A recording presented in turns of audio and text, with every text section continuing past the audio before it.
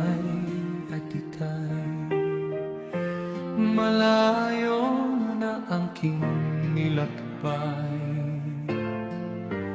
ano't hindi nyo na ako nahintay. Nawalay at ngayoy nakahimlay, sa bisig ng laksa-laksang lamay, nagluksang tinatahak kong buhay. Anila na nung ako'y mapalad sa lahat ng inyong iniluwag,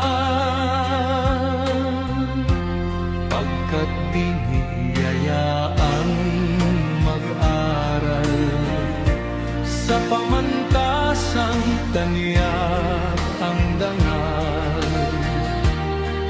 Naglahong lahat ng mabuwal at maligaw, nagsanga ang lakbay.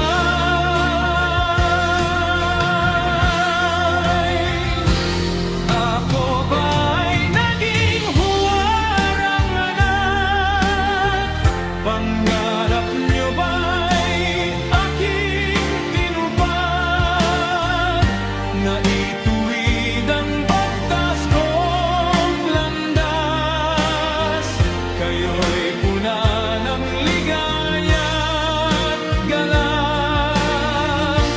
At kamtin ang hayag ninyong hangat, na iahon sa hirap na dinanas.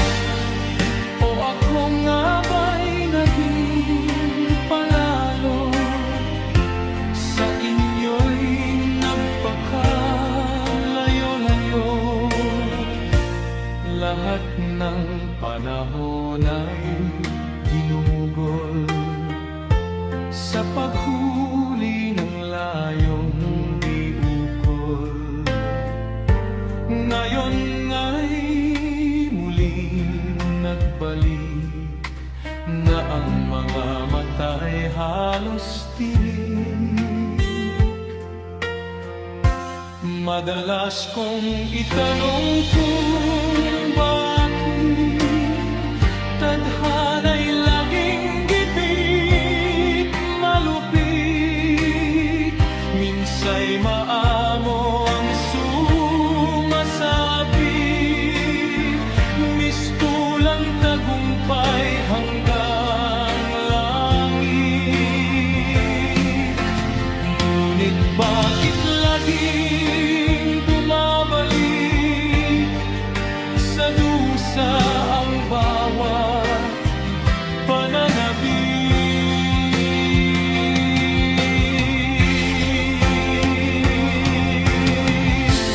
Sa lahat ng hinagpis niyong dulot, bawat suliraning iniabot, mga panganib na naisangkot,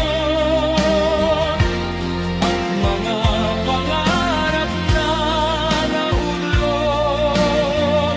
Kung ako may sadyang naging huwad, ang aking tanging hiling patawad.